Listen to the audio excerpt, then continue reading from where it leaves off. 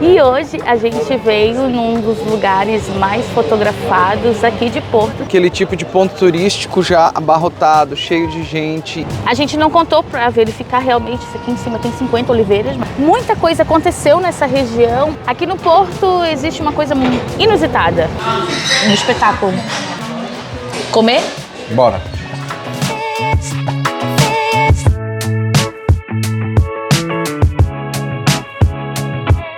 Depois de uma semana aqui no Porto, a gente está fazendo o nosso primeiro passeio e gravando para vocês. A gente já deu bastante volta, inclusive a gente já conhece o Porto com a palma da nossa mão, né, Fernando? Mais ou menos, mais ou menos.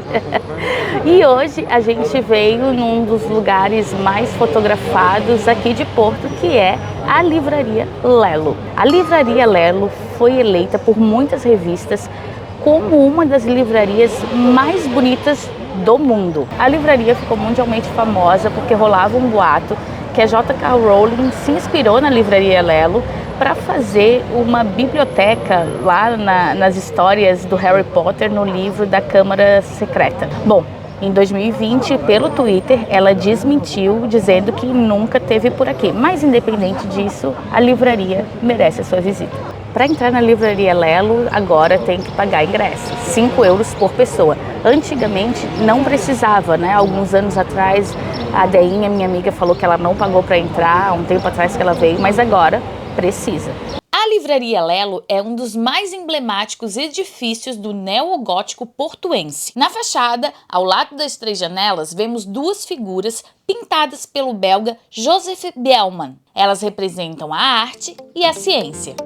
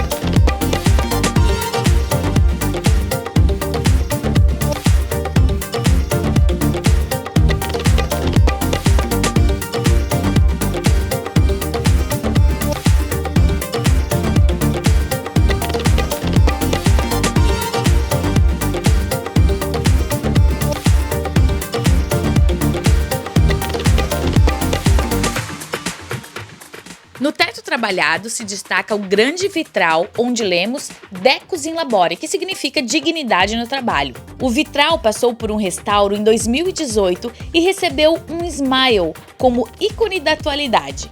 Hoje é uma espécie de guardião da livraria. Será que você vai conseguir encontrar durante a visita?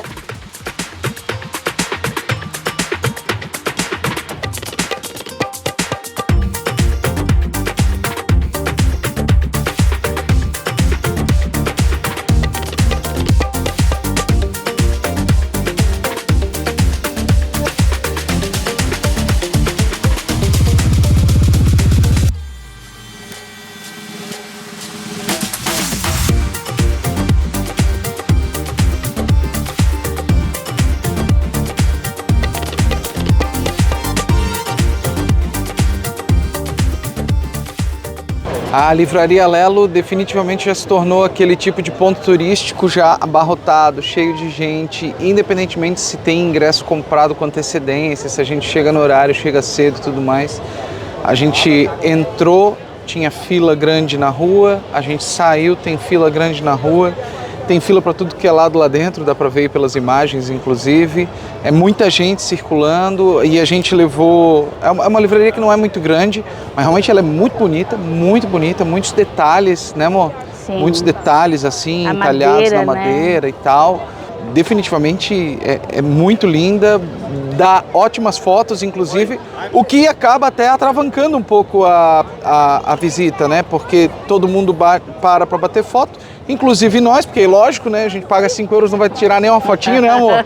Pô, como assim, A né? clássica na escada Tem que ter, né? Tem que ter pelo menos algumas fotinhos ali dentro, né? Mas, assim, tipo, acaba que a visita ela fica um pouco amarrada, tanto que a gente levou uns 30, um pouco mais de 30 minutos, né, na verdade, lá dentro, 35, né? E boa parte desse tempo é se deslocando lá dentro porque tá o tempo inteiro muito lotado. Então já vem preparado para isso. Quanto mais tarde o horário tu pega, mais gente de outros horários tu vai pegando ali dentro também. A gente chegou e não tinha ninguém, né? E eles não mandam embora, tipo, eles não dizem, deu a hora de vocês. Não, tipo, fica lá. É uma livraria, gente, é uma livraria. E a gente tá bem aqui na frente do que, Carolzinha? Essa daqui é a Praça das Oliveiras. Ela foi... Aqui tinha a Praça do Porto ou a Praça de Portugal. Eu não lembro se o nome da praça era Praça de Lisboa, se era Praça do Porto ou se era Praça de Portugal. Eu acho que era Praça de Lisboa. Bom, essa praça aqui, ela foi totalmente reformulada. Hoje ela se chama Praça das Oliveiras, exatamente porque tem 50 oliveiras plantadas ali em cima. E ela serve como uma cobertura para essa passagem aqui, não é Rua dos Clérigos, é Passeio dos Clérigos. E por que se chama Passeio dos Clérigos? Vem mais pra cá, meu amor. Dá uma viradinha pra lá. Porque logo aqui fica a Torre dos Clérigos. A Torre dos Clérigos é a torre que você consegue ver de tudo quanto é canto da cidade. É um ponto turístico muito procurado também. E para subir na Torre dos Clérigos se paga 8 euros por pessoa. A gente não vai subir, mas se você quiser ter tempo, né, ter 8 euros aí disponível, que dá aproximadamente uns 40 e poucos reais por pessoa, a vista lá de cima é fabulosa, mas também fica a dica de que a vista da cidade tem várias outras possibilidades com preços mais acessíveis. A gente não contou para verificar realmente, isso aqui em cima tem 50 oliveiras, mas eles dizem 4.500 metros quadrados. E aqui estão os pezinhos de oliveira. Tem uma vista muito legal também ali para a Torre dos Clérigos. E ali do ladinho tem um lounge, né, um barzinho. E a gente veio aqui no final de semana e tinha uma galera deitadona na grama. Quem mora na Europa, né, aproveita tudo quanto é tipo de solzinho depois que o inverno vai embora. Então tinha uma galera ali bebendo, pegando um solzinho maroto. Aqui atrás de mim fica a rua onde está a Livraria Lelo. E aqui do meu lado esquerdo, lado direito de vocês, está a Universidade do Porto. Muita coisa aconteceu nessa região por causa da Universidade do Porto. Aqui antes funcionaram alguns cursos, se eu não me engano, de engenharia, mas hoje funciona a reitoria da universidade. Em frente à universidade fica a Praça Gomes Teixeira, que foi o primeiro reitor da Universidade do Porto. Mas a praça não é conhecida por esse nome, ela é conhecida como a Praça dos Leões. E ela recebe esse apelido carinhoso por causa da fonte que está logo ali na frente. O edifício é do século XIX e a fonte também. Ela foi construída para abastecer de água essa região aqui. Ela foi construída na França e atualmente, faz um pouquinho de tempo, ela foi totalmente reformada e inclusive ela está com a cor original. Aqui no Porto existe uma coisa muito inusitada. 2 igrejas, uma do lado da outra. Mas mais inusitado do que isso é que no meio delas existe a menor casa do Porto, talvez a menor casa de Portugal. A igreja da esquerda é a igreja dos Carmelitas. Já a igreja da direita é a igreja do Carmo, mas ela tem um nome ainda maior, que é a Igreja da Venerável Ordem Terceira de Nossa Senhora do Carmo. E ela foi construída um pouquinho depois, ela é do século XVIII e o estilo dela é rococó. Na lateral da igreja tem um painel de azulejos que é a coisa mais linda e que ele representa a aparição da Virgem Maria a São Simão Stock. Eles foram desenhados daí já no século XX, início do século XX, 144 anos depois da construção da igreja. E aqui no meio essas duas janelinhas ali, uma em cima da outra com a portinha embaixo, é a tal da Casa Escondida. Dizem que ela foi construída porque tinha uma lei que não permitia que 2 igrejas fossem construídas uma colada na outra. Mas a própria igreja aqui do Carmo já desmentiu essa história e dizem que só queriam realmente aproveitar aquele espaço ali para construir uma casa que foi muito utilizada. Para vocês terem uma ideia, ela já foi residência de alguns capelães e em algumas situações também já abrigou os artistas que faziam os trabalhos de decoração da igreja e médicos que trabalhavam no hospital da ordem. E também dizem que rolou muita reunião secreta ali no tempo das invasões francesas, no tempo ali do cerco do porto e também durante o período das ordens religiosas. E surpreendentemente, ela tem 3 pisos e lá para trás ela é até consideravelmente grande, porque ela é em forma de triângulo, então aqui na frente é como se fosse a ponta de cima do triângulo e lá para trás ela dá uma alargada bem considerável. Para visitar a Casa Escondida, passamos primeiro pela igreja. Acessamos uma passagem ao lado esquerdo da igreja e já começamos a subida dos lances de escada da pequena casa, que por dentro não é tão pequena assim.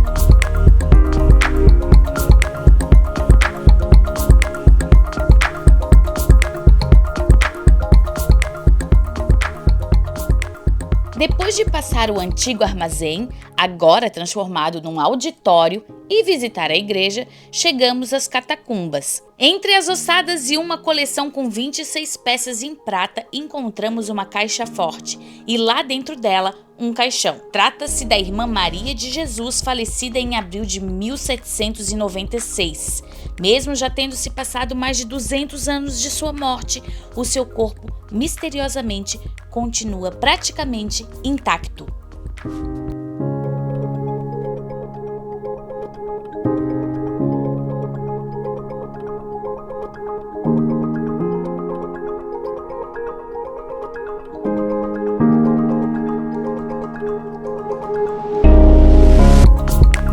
Depois visitamos a sacristia, o salão nobre e encerramos a visita no pequeno mirante da igreja.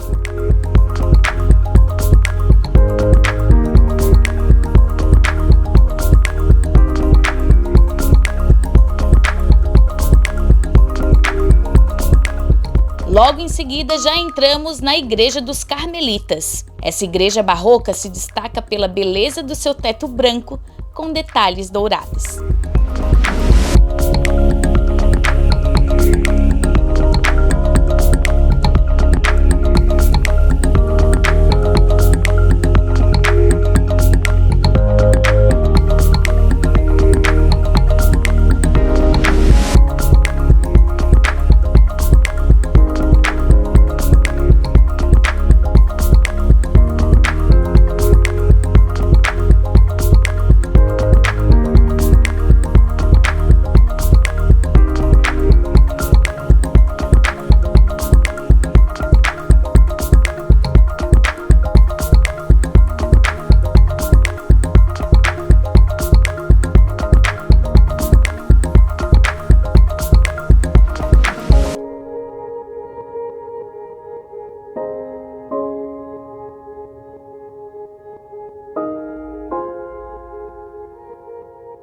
A gente acabou de visitar as duas igrejas. A igreja do Carmo é R$ 4,50 por pessoa. Já a igreja dos Carmelitas, a entrada é gratuita e você não só acessa a igreja, como também um pequeno museu que é lindíssimo.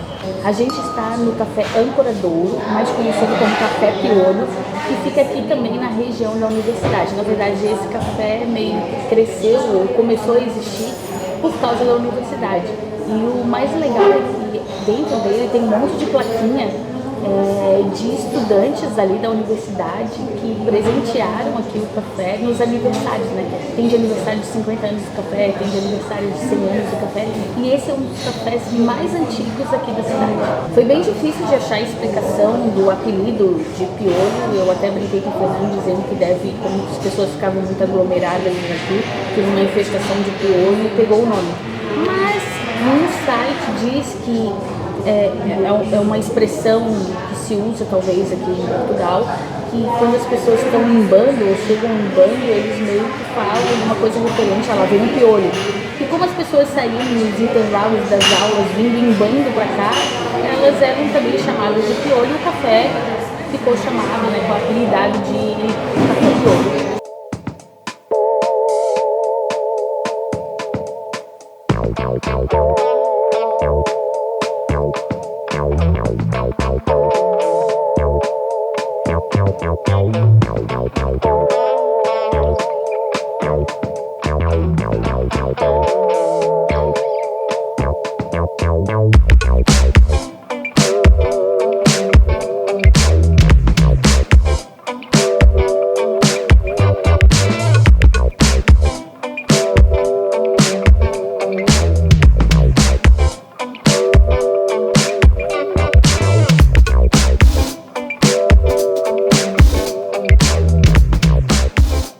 O prato mais tradicional aqui de Porto é a francesinha. E apesar disso, a francesinha parece que só existe há uns 70 anos, então é um prato jovem. E a gente veio num restaurante que é especializado em francesinha, um restaurante novo, ele abriu em 2022, mas a gente recebeu recomendação de uma moradora. Então a gente tá aqui para experimentar a francesinha da Dona Francesinha. A gente já comeu a francesinha do Brasão. Que é um restaurante que inclusive fica na mesma rua, é algumas casas abaixo, e a gente amou. A francesinha é um prato pesado, né? É um prato que quando a gente viu pela primeira vez aí na internet, a gente pensou, caramba, esse é pesado. Ele é um pão, ele é tipo um sanduíche, pão né? Pão de sanduíche, aquele quadradinho. Isso, aí ele vem com carne, vem com presunto, vem com linguiça, né? Que é uma salsicha, uma linguiça, enfim. Isso. Mais alguma coisa? Vem com queijo. Ele vem com molho ainda especial aí da francesinha. Que é o que dá o diferencial da francesinha para qualquer outro tipo de sanduíche, né? O cara que inventou a francesinha, ele se inspirou no croque monsieur, né? Da França. Exatamente. Por isso que ele leva o nome de francesinha também, né? Porque foi inspirado num prato legitimamente francês. Só que, obviamente, o prato foi bastante mexido e tem essa característica hoje bastante portuense. Ah, é isso mesmo, ela é um prato portuense, típico de Porto e não de Portugal num todo. Ó, chegou a francesinha. Aqui já dá pra ver, ó, que tem a carninha do lado de fora, o ovinho por cima, o ovinho é opcional. Assim como as batatinhas. As batatinhas também são.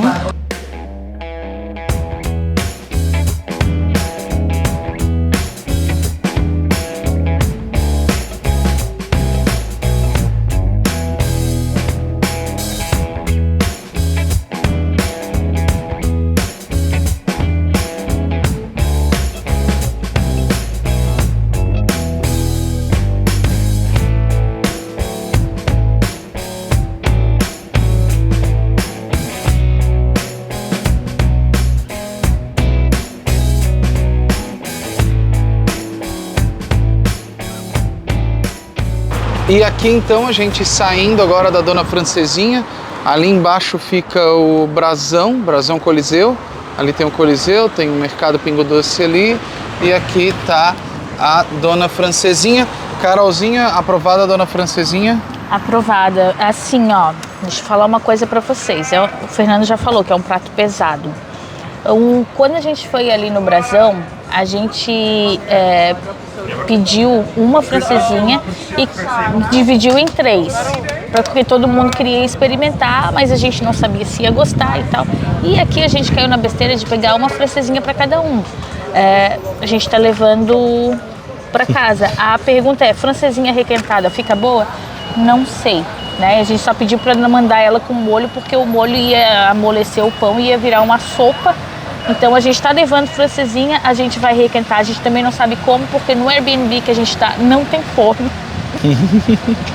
Então pode dar uma coisa errada, mas é muito gostosa. A francesinha, só a francesinha é R$10,90, né, amor? Isso, R$10,90. A gente pediu a batata a tradicional, né? A tradicional, francesinha. Dona Francesinha ali. Dona Francesinha.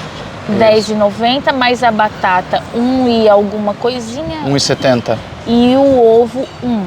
Então, na verdade, ela saiu. Faz a conta aí. R$1,90 mais R$1,70 mais 1. Dá R$13,60, acho cada uma. Esse é o valor da Francesovski. Então, mas é muito gostosa. Mas assim, vai vir aqui, vai pedir com batata, pede só uma aí pra você, a sua companhia, seu gato, sua gata, porque eu acho que vai ser suficiente. Ó, descendo aqui a rua, ó, o Brasão Coliseu, né, Carolzinha? Onde a gente já veio. E ali, ó, prato típico do Porto, ó, francesinha no forno. Aqui tá R$13,20, mas ela já acompanha ovo, né? Não, o ovo só, a batata não. Ah, não, peraí, ó, com ovo tá R$13,80, ó.